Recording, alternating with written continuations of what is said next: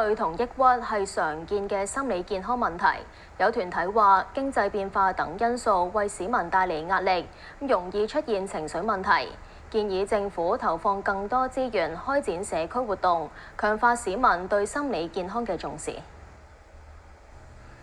心理學會舉辦學術年會暨健康澳門研討會，邀請多位嘉賓就預防情緒困擾同心理健康等探討交流。心理學會話，活動響應政府建設健康澳門嘅方向，係關注市民身體健康指標嘅同時，強調心理健康嘅重要性，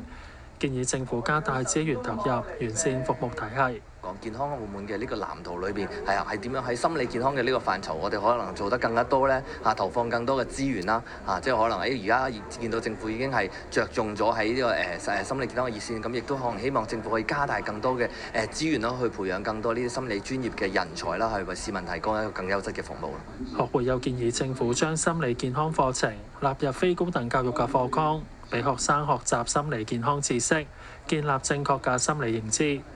澳廣視記者余佩英報道。